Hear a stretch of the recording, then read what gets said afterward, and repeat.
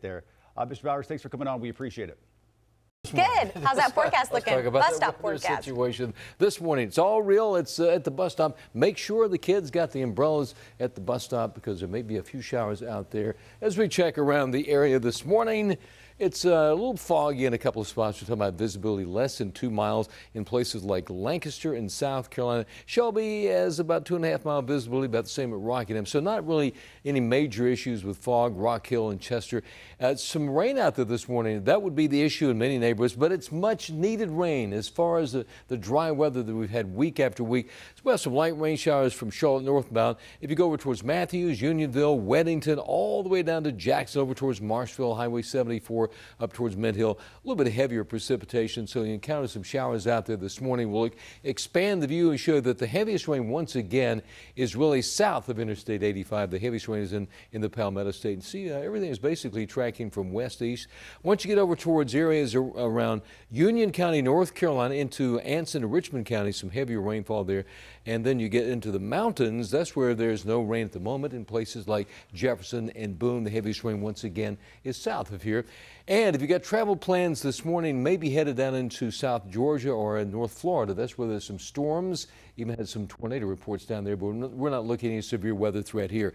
Yesterday, only 72 here for a high temperature. It was 60 at Boone, 74 at Columbia along the Carolina coastline. Every location was in the mid-70s yesterday. For today, with a cloud cover and the rain, upper 60s in places like Chester and Lancaster and Straw in South Carolina. You know, in the low 70s right here in the Charlotte metro area.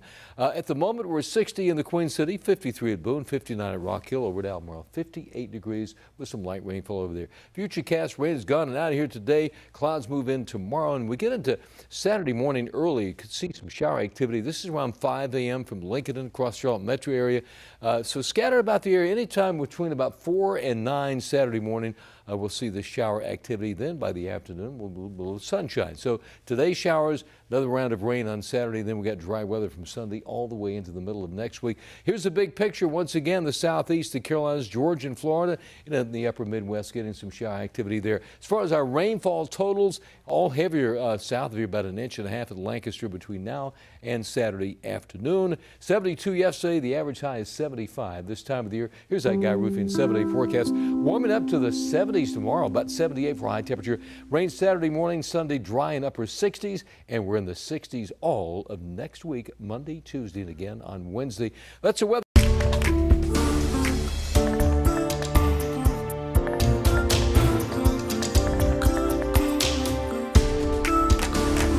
No child left behind. That is the mantra of a Charlotte nonprofit seeking solutions for homeless students. Champion House of Care has launched a new after-school program in Sugar Creek to help children who are struggling in class. Yeah, WCNC Charlotte's Julia Kaufman got a first-hand look at the program and the families that it's helping. And it is one of Andy's favorite. Jeanette Kennard helps students facing homelessness excel in education. So most of the kids during the summer, we found out the 5th graders were on 1st grade level. Her nonprofit, Champion House of Care, now hosts an after-school program in Sugar Creek for homeless and impoverished children to do their homework and improve their reading and math skills. Umbrella. U is for umbrella. They're not doing it well in school because when they get home, they don't have the materials to do their homework with. Last school year, there were nearly 23,000 homeless students registered in North Carolina public schools. 18% lived in hotels. It's pretty hard. It literally is. I juggle a lot. We spoke with Lorraine off camera. She and her 4 children live in a Sugar Creek motel. Me going out there looking for a job, or I got them two with me because since they're not in school, I said that is the hardest part. 3 of Lorraine's children are enrolled in the program, helping her juggle a little bit less for a few hours each day. The after-school program is a big help because she will help them learn more. Kennard says the program offers more than just a chance to learn. They know they get to come be a child. They get to get out the hotel room. Even if after their homework, they get to come outside and play for a little while. Students also get a fresh meal, so their focus is on school instead of survival. They could be the next president, the next doctor, whatever, but we got to give them that fighting chance. The Champion Village program needs more tutors. We have details on how you can help on WCNC.com. Julia Kaufman, WCNC Charlotte. And here at WCNC Charlotte, we want to highlight folks finding solutions to local problems. You can share your stories with us by sending in a tip to newstips@wcnc.com. Alrighty, we're coming up on 5:10 this morning, and we're continuing our coverage on the latest high school upping restrictions to Friday night lights. Good Monday morning, and thanks for joining. Now, the security measures to high school games are due to scenes just like this one. Now, this is video of a fight at a CMS game back in September. So fast forward to this past Friday, where 3 adults showed up to a Statesville high school game with a gun, drugs, and alcohol. It's the reason why tonight's matchup against West Iredell at Statesville is going to be held without fans. Now, one of those men is 20-year-old Keontae Chambers. He's pictured here. He's already wanted for 8 felony charges after a shooting last month. And that was before he showed up to the Statesville-West Iredell matchup on Friday. Now, that game was canceled due to what school leaders called a threat of mass violence. Now, not pictured is 23-year-old Noel Alexander and Shabazz Lovett. Officers say they saw weed and an open container of alcohol next to Lovett, beside Lovett in a car. Now, that was while they were arresting Chambers. As for Alexander, they add he was hiding a gun between his legs in the back seat. The superintendent weighed in Friday after the stadium was evacuated and arrests were made. He says Iredell-Statesville schools will always put safety first. And he adds he finds it disheartening that even the sanctity of community under Friday night lights is threatened by the escalating hate in society. That escalating hate ultimately has student athletes playing in front of empty stands tonight at 4:30. I'll send it back to you.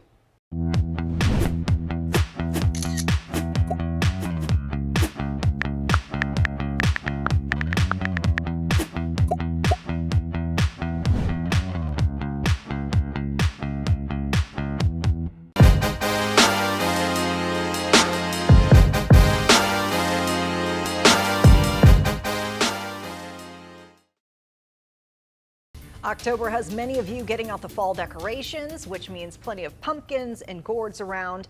We know it looks nice, right? But if you're turning to the kitchen, do you know how to pick a good gourd for your dish? Our meteorologist, KJ Jacobs, went straight to the farmers. Now is the perfect time to get your pumpkin. In fact, North Carolina is one of those states that's known for producing pumpkins. We rank in the top 10. I'm here at Kerrigan Farms right now. I want to learn a little bit more about pumpkins because I will go for the classic orange pumpkin. This is the one I will have at my doorstep for decorating. But this may not be the one for making a pumpkin pie. This is William Kerrigan. He's a farmer here at Kerrigan Farms. I want to get a little bit of insight about which one of these would be good for baking a pie. William. Right, so there's 2 main species of pumpkins that we have right here. There's Cucurbita pepo, which are these 3, and then there's Cucurbita maxima. So any of the Cucurbita maximas, like these ones here, would probably be better for eating. This, you could eat any one of them, but this would be a little stringy and not as sweet. This would be a lot smoother texture and a lot better, sweeter pumpkin flavor. And this type of pumpkin here is a blue pumpkin? So this is a blue Gerardelle pumpkin. We've also got Candy Roasters, Indian Doll, Turk's Turban, Jade Knight, a lot of different pumpkin varieties. They're all beautiful. And some of them are better for eating than others. And behind me here we have the hay ride, just one of many things you can do here at Kerrigan Farms until the end of October. They also have those, yes, apple cider donuts. You can get those here as well on the weekends. They have a haunted trail. That's one of the things you can do here. And also you can get your pumpkin and make a pumpkin pie. I'm meteorologist KJ Jacobs, WCNC Charlotte. The radar is our most valuable tool for weather tracking that most of us even have on our cell phones. But what do those colors on the radar really look like in person? Meteorologist Chris Mulcahy shows us in this week's Weather IQ. When you're looking at the radar, you may be thinking, what does all this really mean? Well, I'm literally going to show you. Let's get out the umbrella in another Weather IQ. Let's start with green. Green has many different shades. Light greens can range from no rain, meaning it's raining above our heads but not hitting the ground, or it can vary from sprinkles to mist, drizzle, or a very light trace of rain. Now, when the radar shows a dark green, this is a solid light rain. Up to 1/10 of an inch of rain is possible over an hour. The windshield wipers will look like this, wiping every 3 seconds or so, and small puddles can form like this. But yellow is always consistent. Yellow looks like this. moderate rain, where it can rain up to 0.3 of an inch per hour. Yellow means you need the umbrella. The windshield wipers are on a constant wipe, larger puddles start to form, and the rain over several hours can cause some significant ponding. But when the radar is showing orange, the rain officially is heavy. This is what orange looks like. Rainfall rates range up to over an inch per hour. The windshield wipers are cruising. Drains are active and significant ponding happens quickly. This rain is enough to flood sidewalks, streets, and yards, especially over a long period. Orange also reduces visibilities down to a mile or less. Check this out. Uptown Charlotte is barely visible at orange, but as the rain intensity downgrades to yellow then green, you can see more and more of the skyline. All right, time to get out the rain boots or else this could be you. This is what red looks like. Torrential downpours. Windshield wipers can't keep up, making it hard to see and drive it, with rainfall rates over 2 inches per hour. The red floods streets in seconds to minutes. Here's our parking lot after it rained the red for just 20 minutes. The drains are overwhelmed, causing the water to quickly rise. And heavy rain builds quickly. Here's a time lapse showing green going to red. This happened in less than 2 minutes. So stay dry, my friends. I'm meteorologist Chris Mulcahy with WCNC Charlotte. All right. We don't like red. No, or anything above that. Magenta, anything is worse than that. What's interesting, when I first started doing weather here many, many years ago, we just got into using radar like that, and we called it color radar, because before that it was black and white. Yeah. Oh, that's wow. For a long time we were using color radar. We don't say color anymore because it's always color, like Chris was saying right there.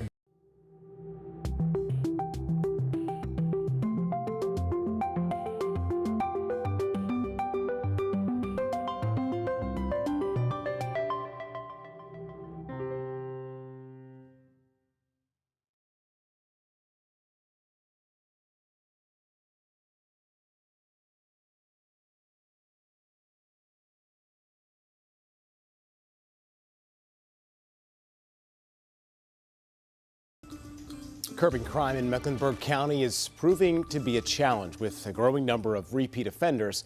The sheriff's office says the rearrests create new victims along with more violence and trauma. WCNC Charlotte's Tradisha Woodard shares the barriers behind recidivism and ways they're working to break this cycle.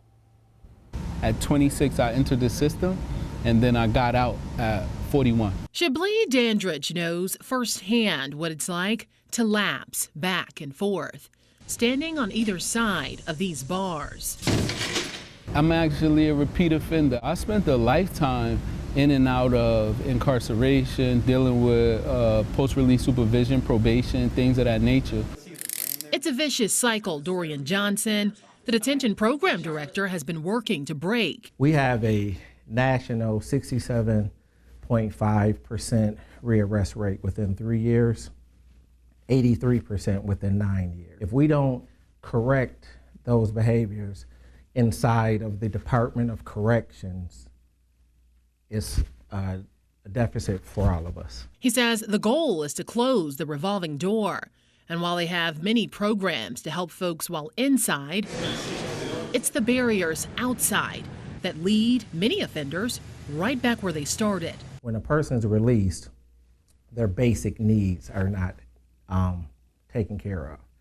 You have persons who don't have medical care, who don't have housing, who don't have transportation, and as a result of all of that, they're trying to be successful and live free, but don't have any means to accomplish that. To keep people from coming back, Johnson says they're not only connecting them to different programs, but they're now allowing previous offenders who connect with them while they're in custody to stay in touch. These are the individuals who share that same anxiety once upon a time, and they're a tangible manifestation of who this person can be if they accept help and they take active steps to do what's necessary.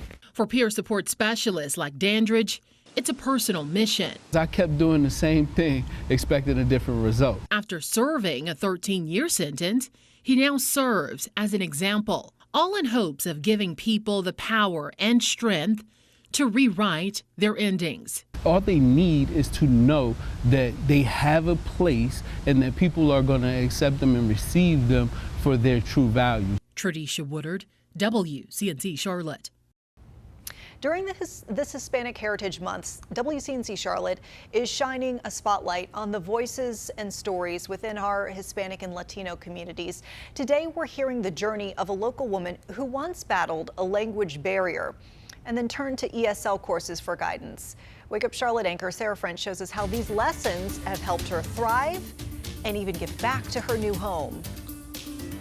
I moved to the United States in 1999. Alexandra Noemi Arroyo Vega de Pacheco moved with her husband to the U.S. from Ecuador. But coming to live in America is another thing. Was very challenging, was very scary. Not knowing the language was a huge barrier. Alexandra says they also weren't used to the weather. The first weekend we came to Calvary looking for coats. Since receiving those winter coats, the Pachecos have made Calvary their church home. Our morning services, they are translated into Russian, Chinese, and Spanish. Sabu Rajapan is Calvary's pastor of outreach and internationals. As an international, moving out of my home country and coming to the United States, it's a daunting thing, especially when you're not confident in the language that is spoken in the land. Calvary actually has 25 different nationalities represented in their English as a second language classes. Alexandra and her husband first started attending the classes in 2000. We decided that we knew enough to keep working,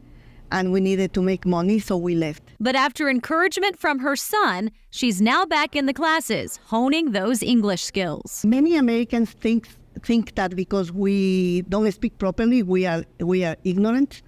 And most people that came to the United States are professionals that have to leave the country. They are very well educated, but they don't speak the language. And because we don't speak the language properly, and because we look Hispanic, they didn't want to give us jobs or give us opportunities. Now it's different because there are more Hispanics in the community. But this is an issue Pastor Sabu sees with other ESL students. There are many that I know of who's got degrees in their homeland, but they don't have the confidence to speak English and to use their education and their degrees in the United States. And Alexandra says she's taken what she's learned in class to give back to her community, even receiving the Governor's Award for Volunteer Service. I was able to show our community that even though we're Hispanics, even though I don't speak the language that you are, we can do it. We can volunteer. We can go to schools and give our time, give our hours, and show our children, the teachers, that we are interested in them. Alexandra says she is proud of her heritage. It's very important to feel the love of your family, to feel the love of your people, and to remember your roots. We need to remember where we came from. No matter what, no matter how, we need to be proud of that.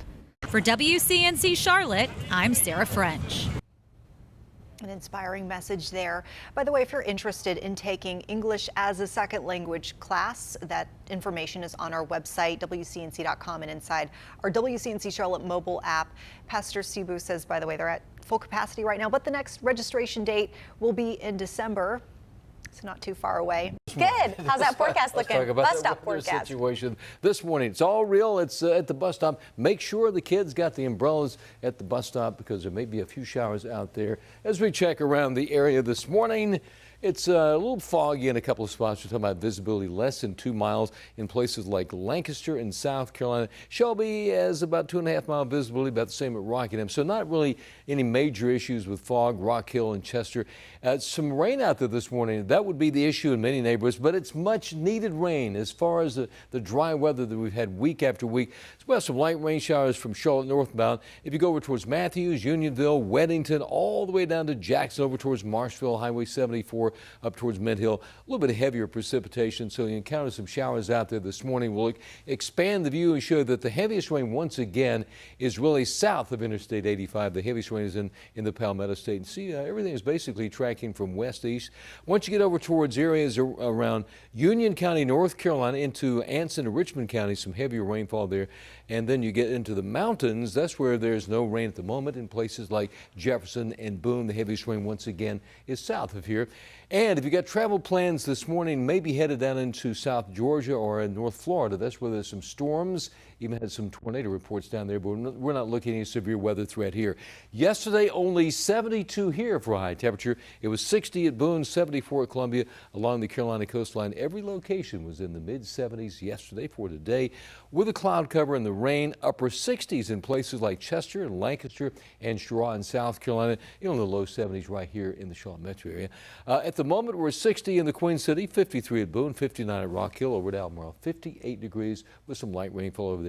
Futurecast rain is gone and out of here today. Clouds move in tomorrow, and we get into Saturday morning early. You could see some shower activity. This is around 5 a.m. from Lincoln across Charlotte metro area. So scattered about the area anytime between about 4 and 9 Saturday morning.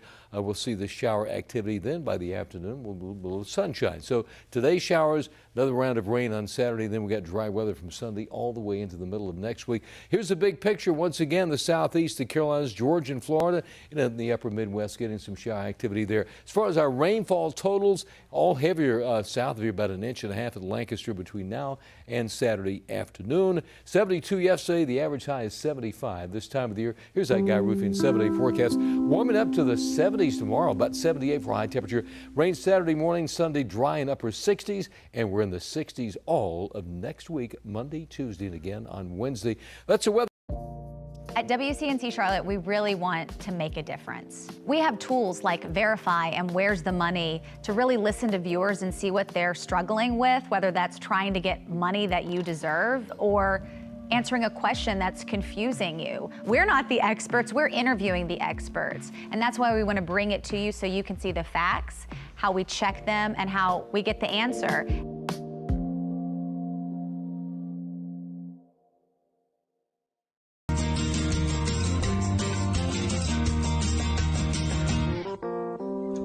Good morning, everybody. Happy Thursday. Ben taking a couple days off. I know, back at the beach as per usual. So we had a pretty controversial story here on the news. Very controversial. Just split everybody's thoughts right down the middle. Do you wash your jeans? Or how often do you wash your jeans is the question. And we've talked about this like a lot, washing your sheets, washing your clothes. Yeah, but this time brushing your teeth. Yes, washing your body. But this time it's jeans. And so comment below. And we're talking about this because according to Levi's CEO, it's never. Hey. The CEO told CNBC that he never puts his jeans in the washing machine. That's because he says jeans actually look better and fit better unwashed. But when his jeans do get dirty, I think this is the real kicker here. He says he just gets in the shower with his jeans on to clean nasty, them. Isn't it? How do you get your body clean? I mean, wet jeans are so heavy. And anyway, so again, that has had us asking, how often do you wash your jeans? Comment below. Oh, okay. Sorry. I need to hear it. No, like Chris wearing jeans in the shower, like he said, they're heavy. Yes. You're dripping all over the place. I would slip. Yeah. I would slip. No. I think he said it to be controversial. Or just to start a talk. I'm sorry. Cut off Sarah. Text us at 704. No. We're live streaming. They can just comment below. Comment below. Sorry. We don't need them to This is why I text. don't get to read the teleprompter. No, but I'm sorry to just stand in the shower with the jeans. I can imagine just being in any sort of garments in the shower. Just with the amount of weight that comes from. I think he is right, though. Like, he was being interviewed. Was he being facetious? Like, does he really? I think. Does he really get in the shower with his jeans? I can't imagine. Well, are you washing your body at the same time? Okay. Well, he washes the jeans first, and then he. No, I'm just kidding. I don't know. Oh no. Do you use soap or is it just wet jeans? I do think some people, like my husband, they wash their clothes and he washes his jeans after he wears them every single time. And I'm like, this isn't dirty. We just wore these to dinner or something. I will rewear jeans probably like twice. I guess depending on what I'm doing too. Depending on what you're doing. I wear mine more than that, but I don't wear jeans that much. I feel like I wear leggings and sweatshirts. Small sample size. When I'm not I do too. on air. And sweatshirts, totally. I've seen you in your leggings and sweatshirts. Stop it. But Larry, you brought up a good point about what about all those guys on the farm? Yeah.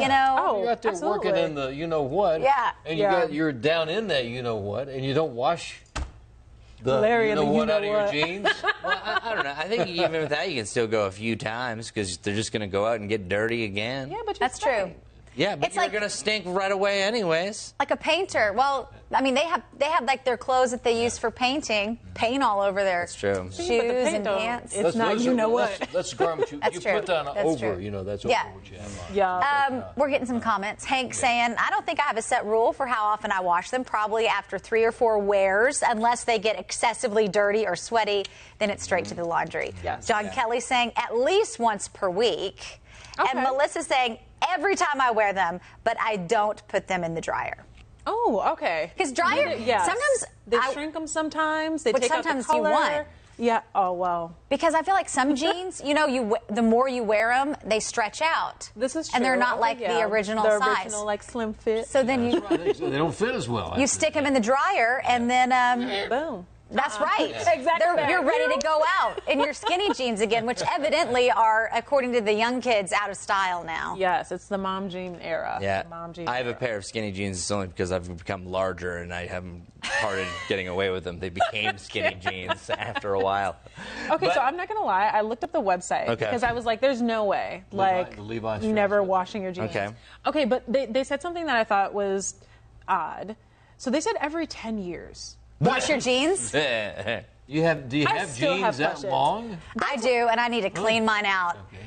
It's ridiculous. I definitely don't. I couldn't fit in anything. So who can fit into their jeans after 10 years? Like, well, you Not me. can't. Well, Clearly. the thing with my closet is I've had 2 kids, so I have like 5 different sizes of clothes in my closet. love it. You know, you've got the pre-baby clothes that you're just praying one day you get back into, which never happens. And then, like, as you're pregnant, you're like 4 different sizes. You know, being a woman is fine, Look, it's especially a when lot. you're on TV 9 Oh. months, 9 months pregnant. I was about to say I couldn't. Look, hats off to you because I could not do it. I would be at home. Do you all have a go-to pair of jeans? It's like the jeans. It depends. Oh. If you've got a little more cushion during the winter months, or if you're wearing your like summer jeans and you've been out So at the beach. seasonal jeans, depending on what your eating habits have been. Which I love those hearty soups this time of year. Oh my. That's for sure. I love it. Well- She says cushion. Also, as another point too, if you're the CEO of a jeans company, you can probably just get countless jeans. You don't even need to wash it. Just move on to the next Sure, jeans. yeah. Donate those jeans. Move on to your next Yeah. jeans. Yep. Just saying. I don't really wear. I try to wear shorts as deep into the season as I can. I have a 50-degree with sunshine threshold. Is this a guy thing? Midwestern you. Oh, is Chris like this? No, but my son is. It's like cold, and he's wearing sweatshirts and jackets, but he insists on wearing shorts. That's the combo What right is there. that? I get What jazzed is that? about that. Yeah, no. When you have the shorts and the sweatshirt, that's one of my favorite things about fall and spring because you can rock that combination. You know, we have the Yeah. every year we have the Scouting for Food. Yes. It's in the middle of winter. Yeah. Oh, We yes, go out you're there, right. The Scouts have the Some of them have the new shorts on. on. I think you got. We give them a Scouts. hard Well, they're time. Scouts, you know. Yeah. I'm a wimp. I'm a weather wimp. Oh, same with me. I have my hand warmer here, I was about to say. my jacket over my legs. For those who don't know, it is freezing in the studio all the time. Like, it feels like 55 degrees. They have goosebumps all the time, especially Same. no You sleep. can't see them, but yes. Just wear a jacket. Yeah. Yeah, we just wear a jacket. Come in with my dress, jacket, and sweatpants to I do have the several show. that I keep back there if you're ever cold. Which, Larry, you always said, I talked about how I interned out in California and would go to Jay Leno and everything and how freezing it is. And you would say they would do that. I thought it was for the equipment, but you said to keep people awake in the audience. In the Letterman show, a friend of Yeah. mine was on there several Yeah. times. A guy named Jay Thomas. He said that they always say that they keep it really cold to keep people up and awake and moving. If they Sure, want just wake you anybody up. to lose concentration, you got to be into the show. Nothing like a shiver to keep Yeah, you awake. yeah. Well, Melissa is upstaging us all. She says she is smaller now than when I had my children. Does that mean before you had your kids, like you can fit into your pre-baby clothes? Wow. Okay, Melissa. If that's what she's saying, more power to you. Great for you. I That's take care of awesome. myself now because of my kids. Very important. I love Health, Oh. for sure. Health. Yeah, got to live a long life for those kiddos. Melissa, you so then they can inspire take me. care of us, right?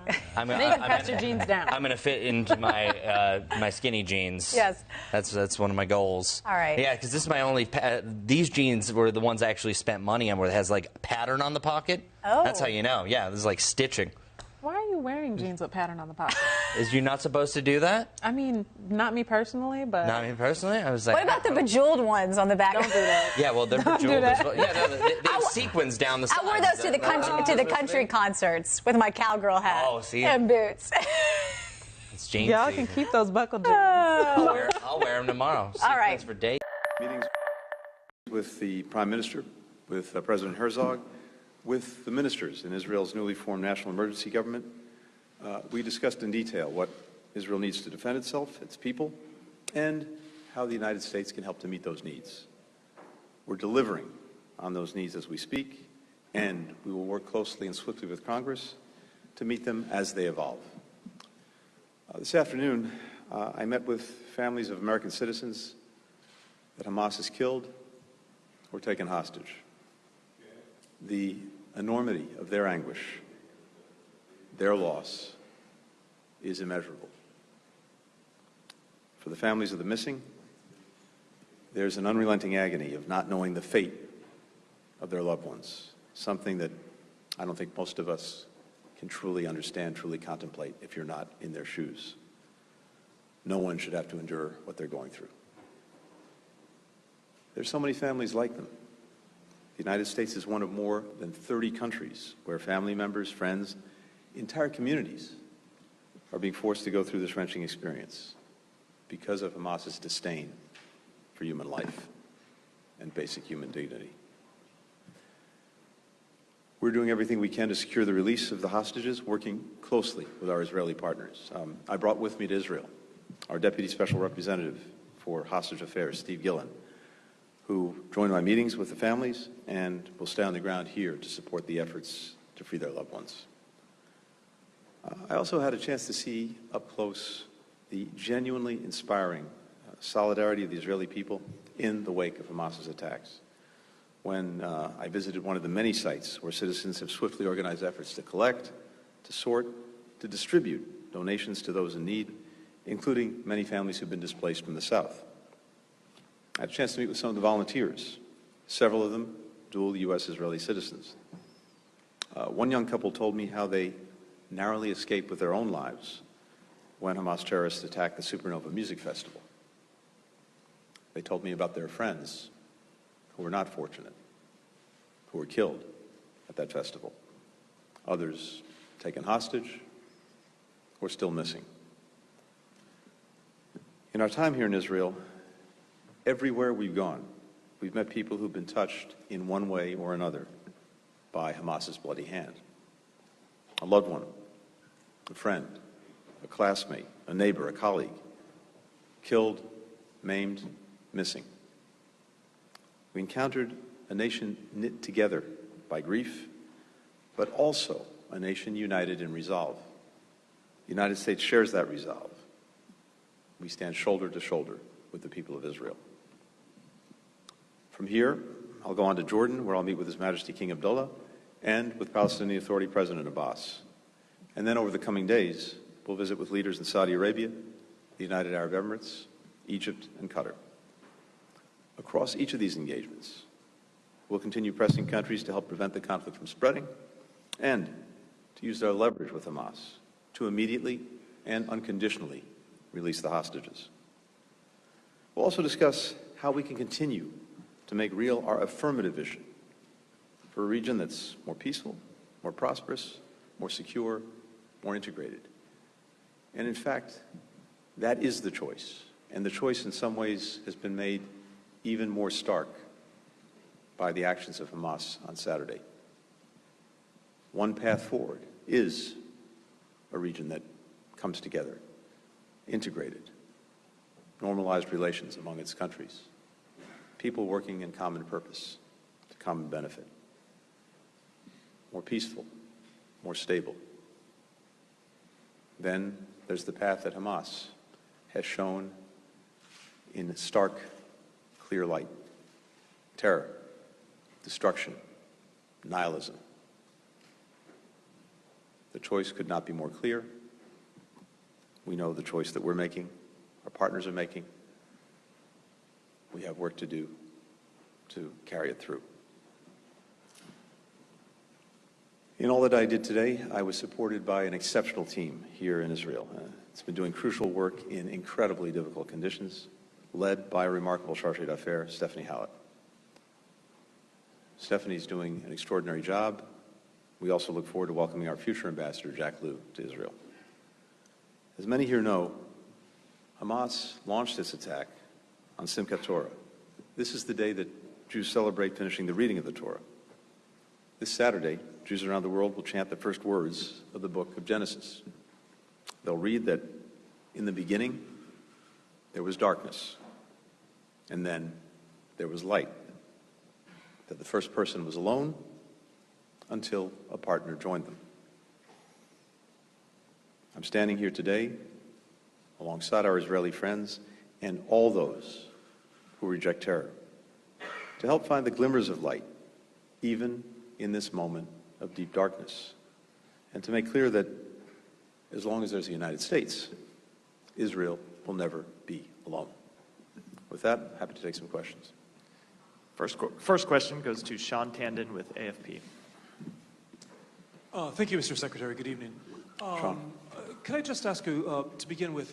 Prime Minister Netanyahu has shared what are very gruesome photos. He said that he shared them with you. Yeah.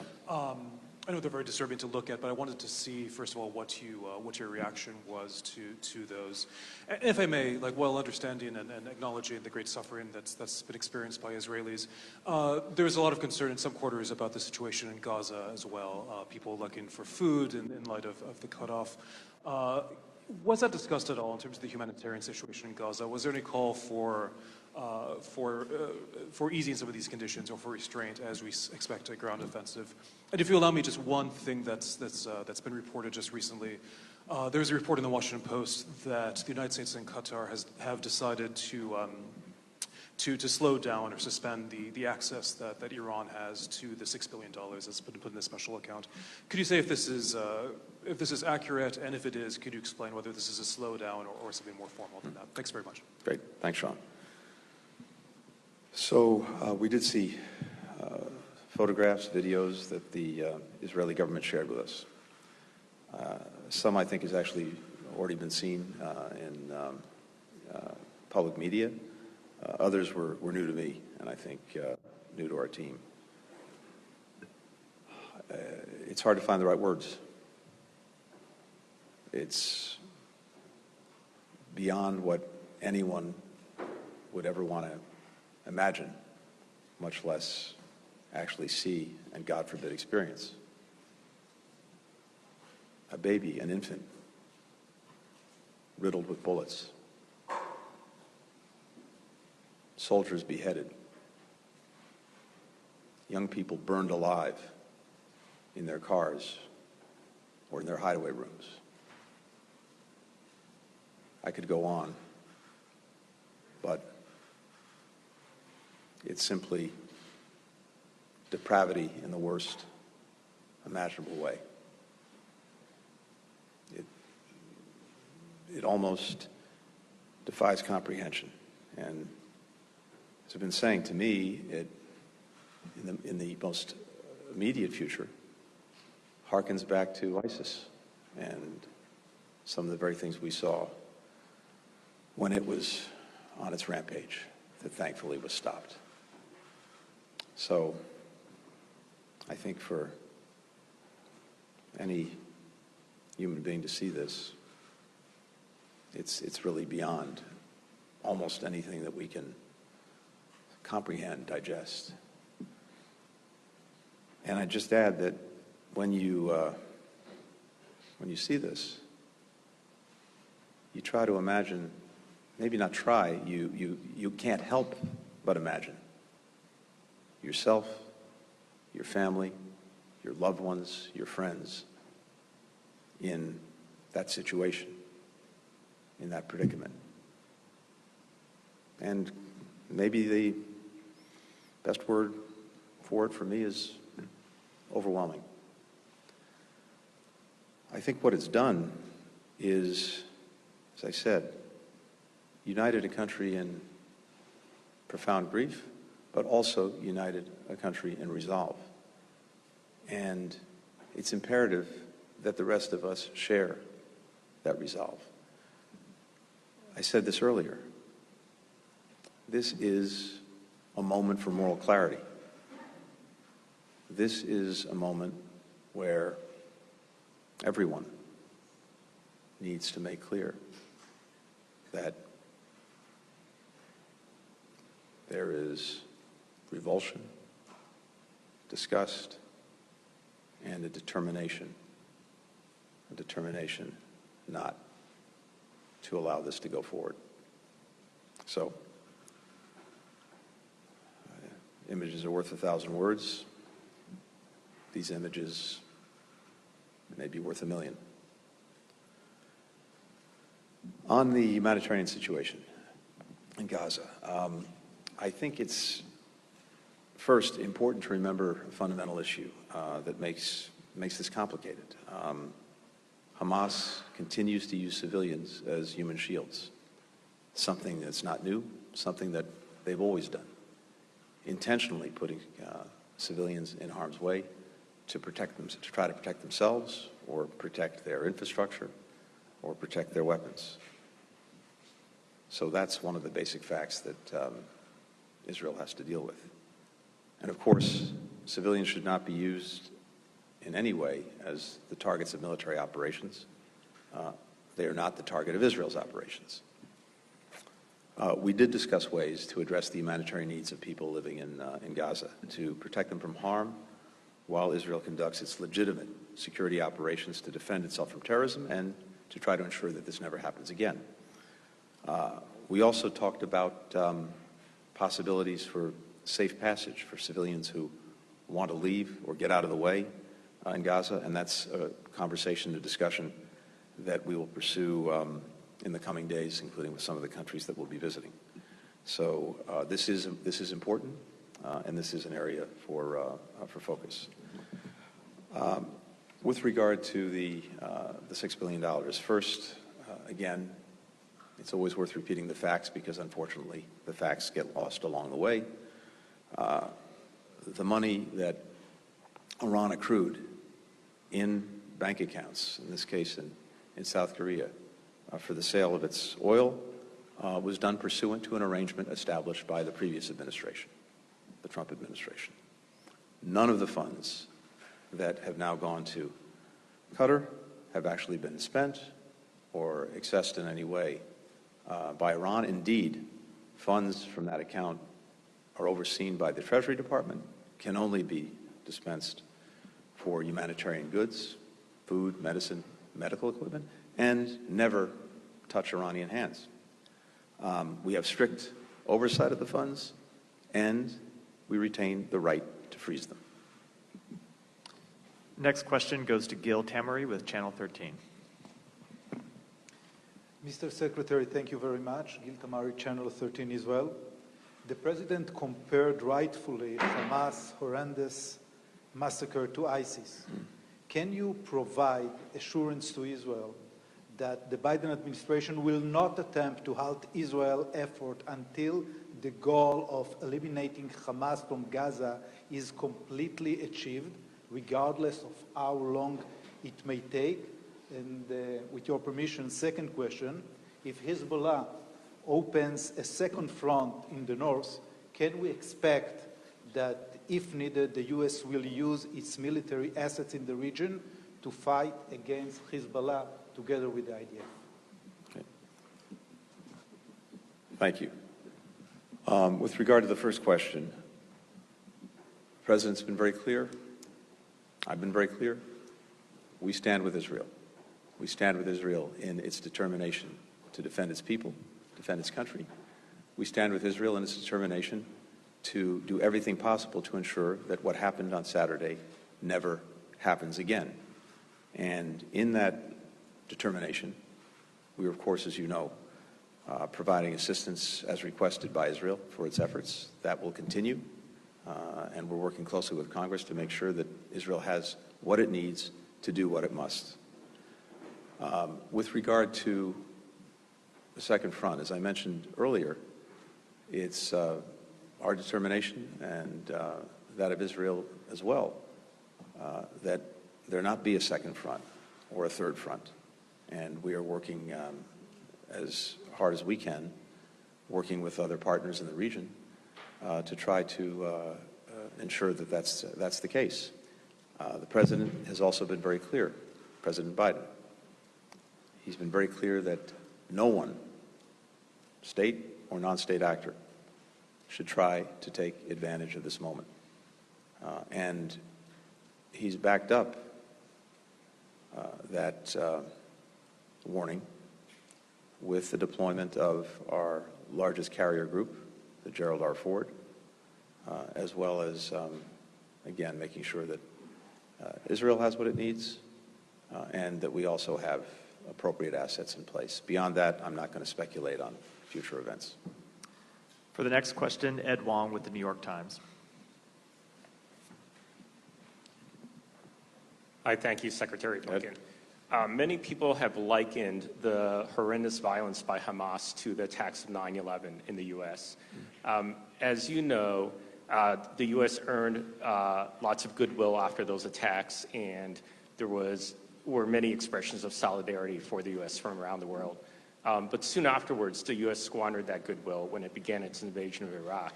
And now, decades onward, in retrospect, many people think that the most lasting consequences of 9/11 were the two wars that many Americans deem were disasters in hindsight. And so I wonder what lessons might you have for Israel as a friend of Israel, looking back at the aftermath of 9/11? Second, I wonder whether your team has an assessment of what Hamas's goals were in carrying out the attacks, and whether it has gotten any closer to those goals with these attacks. Right. Thanks, Ed.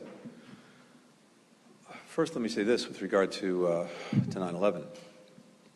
If you look at this in proportion to the size of Israel's population, this is the equivalent of 10 9/11s.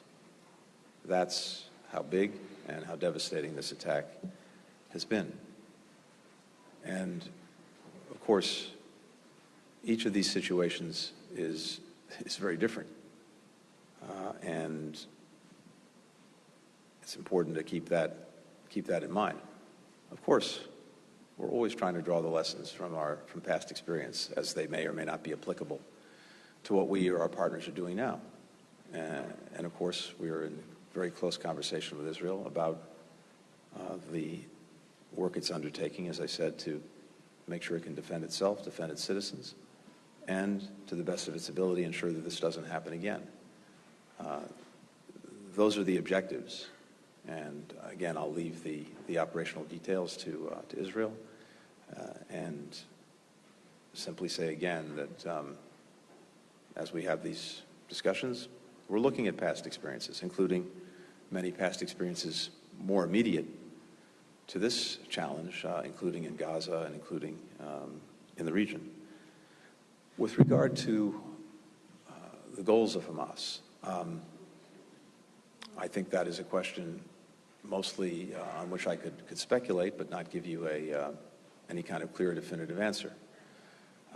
There are a number of possible explanations. We have not heard from them what their goals are. And I have to tell you that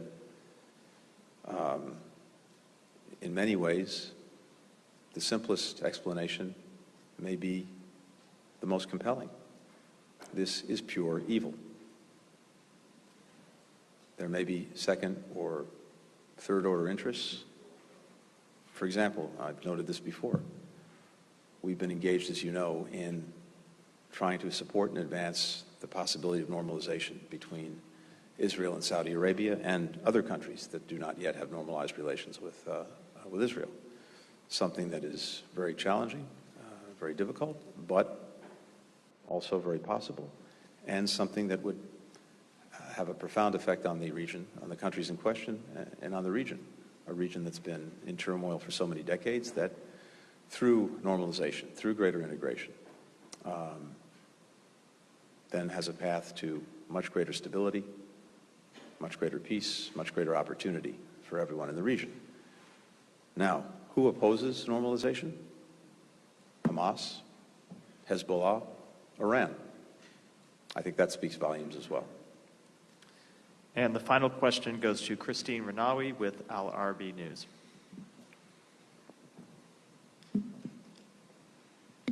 Thank you.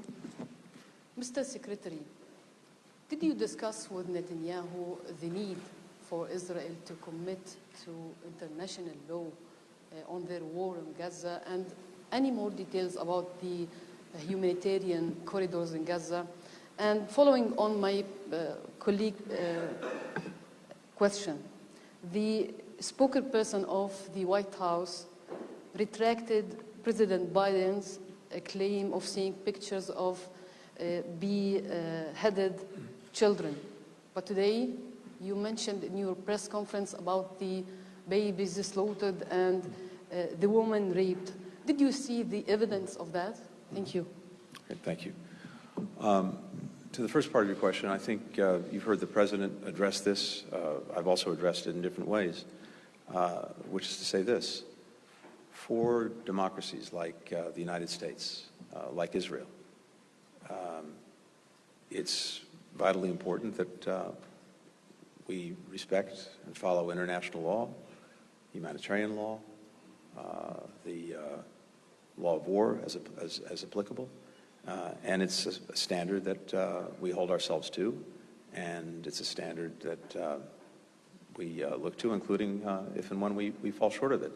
So this is something that motivates both of us, and of course it's what distinguishes us and other democracies around the world from terrorist organizations like Hamas, which have absolutely no regard for the rule of law, for humanitarian rules and rights, for any basic standards of human decency. On the contrary, as we were discussing just a few minutes ago, they quite literally and deliberately target civilians, and not just target civilians, target them in the most inhumane ways possible, and at the same time use them as human shields. So that's a profound distinction between our countries and a group like Hamas. When it comes to the photographs, the videos, I described what I saw today. That doesn't mean it's the entire universe. We had an opportunity to see some of the photographs and videos. Unfortunately, there are many, many, many others. And every day, the world is seeing new evidence of the depravity and the inhumanity of Hamas. Depravity and inhumanity directed at babies, at small children, at young adults, at elderly people, at people with disabilities. The list goes on. And on a basic human level, how anyone cannot be revolted and cannot reject what they've seen and what the world has seen, it's beyond me. Thank you. Thank you all.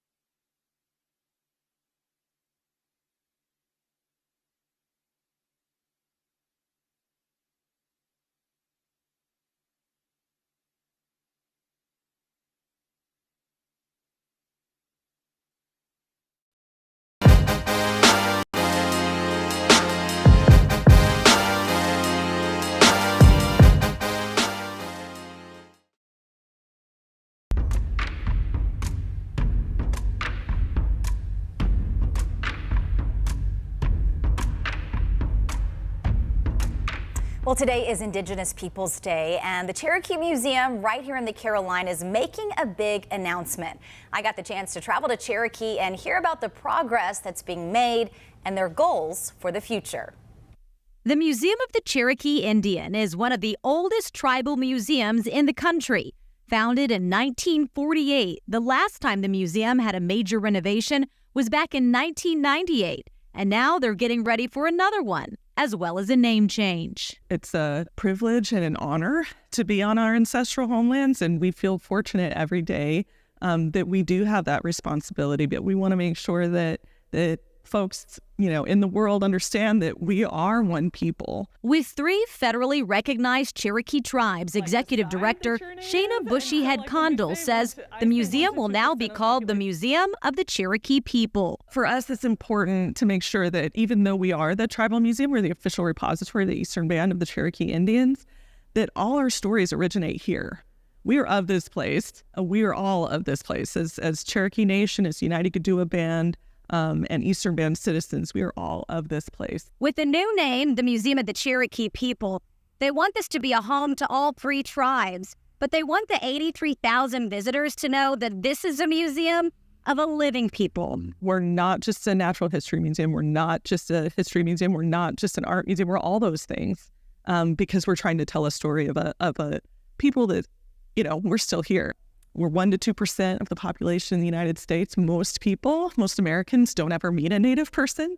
And so when they do, it's sort of surprising. People don't have a clear idea of what contemporary Cherokee people are today. When folks don't realize that you exist as a people and as a nation, it's hard to have in-depth conversations about what kind of issues we have in our community or what kind of wonderful things happen in our community. Education Director Dakota Brown wants to change the narrative. Being able to learn about the effects of trauma in our community and see how things that happened 100 years ago or even 200 years ago still affect us today in the community and the way that we function as a community, the way that our government functions, the way that we function with our government, and the way that we live as individuals and people. For more information on the museum, we have all that info on our website, WCNC.com. 5:37 this morning, we're asking, where's the money? Happy Tuesday. We're talking about autopay. Now, a lot of folks are considering buy now, pay later or auto financing options, especially as the holiday spending season ramps up. Examples can be any bill that's really enrolled in those automatic payments. So let's break down some numbers from the Wall Street Journal. The amount of people that are paying interest on these cards is on the rise. It jumped 19% in just 5 years. That was measured between 2015 and 2020. So as for the nationwide price tag on this interest, though, well, that racks up to $240 billion, according to federal data. Borrowers who use autopay are paying off somewhere between 8 and 17% less of their monthly credit card balances. A study found those numbers by comparing users to customers who make manual payments themselves. That brings us to today. More than 75% of people are using autopay for at least one bill. That's according to leaders at payments company Fiserv. And before you enroll in the convenient set and forget bill pay, well, consider this. Banks could be profiting off of your convenience. So some institutions see customers enrolled in autopay as less risky. Well, their payments are always on time. But it means they're likely to offer you more credit or other banking options with the hope to pocket some more of your money. That's through more interest or otherwise. So it got us asking this morning, how many auto payments have you set up? Make sure you text us 704-329-3600. With your help, WCNC Charlotte is making a difference in our community. Beautiful day, so many people helping. This is incredible. Let's spread that love tonight. Here is a $5,000 check that you guys can use to further the mission. There is nothing on earth like the feeling of giving back with your hands. $5,000 to you and Block Love Charlotte for what you guys do. If you'd like to make a difference, go to WCNC.com/make-a-difference now. Alrighty, 5:42 this morning, we're asking, where's the money? This time on big business and social issues. Good morning and happy Wednesday. So in recent years, we've seen businesses take stances on issues that gain national attention. So Wall Street Journal has taken the temperature on how customers view this trend. It says 41% of Americans believe businesses in general should take stances on current events. That's actually down from 48% last year. Now, those declines varied across age and ethnic groups, according to a Gallup survey. So an example of how demographics impact results is this. Gallup found that most young, Black, and Asian consumers still want brands to speak out on issues that matter to them. And a majority of respondents overall said businesses should speak out on at least 2 specific issues. That's climate change and mental health. So as for the topics that folks said businesses should stay away from, well, that's religion, abortion, political candidates, and international conflict. Less than 30% says brands should address any of these topics. And to round out the rest of the stats, the overwhelming majority, nearly 90%, said businesses have the power to make some kind of positive impact on people's lives. But only 8% believe that they're actually effective in doing so. Time now to connect the dots when we make the news make sense. This morning, almost half of the jobs at North Carolina state prisons are empty, and it's forcing prisons to get creative with how to keep inmates under control. Tablets could be keeping prisons safe and helping inmates out in the long run. Let's connect the dots. Right now, there are more than 30,000 tablet devices across the state's 54 prisons. It's all part of a new program available to all inmates, rolled out in the last few years. It helps keep them connected. They can watch movies, talk to their families, and access several educational programs for free. That includes classes on everything from basic math to getting their certification in the restaurant industry. And inmates are taking advantage. To date, state prisoners have taken more than 250,000 courses using their tablets. It's all part of a program to cut down on downtime. Prison officials hope it will help out an understaffed system, which helps prisons avoid dangerous flare-ups. And that's connecting the dots. Verify, WCNC Charlotte. Verify is all about trying to make a difference in the community by making sure that the community has the correct information. This is what we know, and hey, this is what we don't know. Sometimes you're actually surprised by the answer. Verify the difference. Verify is a great way to combat that misinformation, making sure that people know the process of the reporting. This week, applications are now open for the only law school in Charlotte. Elon University is starting up a flex program offering an in-person law school experience starting next fall. WCNC Charlotte's Destiny Richards joins us with more on this big move. People in Charlotte who work full-time or can't travel all the way to the Elon School of Law in Greensboro can now study here. Charlotte is the largest city in the country without a law school, so this program is offering opportunities that haven't been available for a long time. Some people grow up, go to school, and pursue their careers right out of college. Others take a little more time to find their calling. If you feel a calling to serve people, this is a great way to do it. Folks need legal services. Elon University's new law program in Charlotte is hoping to prepare the next team of local legal professionals. The program is built to be part-time and flexible, offering classes in the evening hours for those who work other jobs and want to pursue a law degree.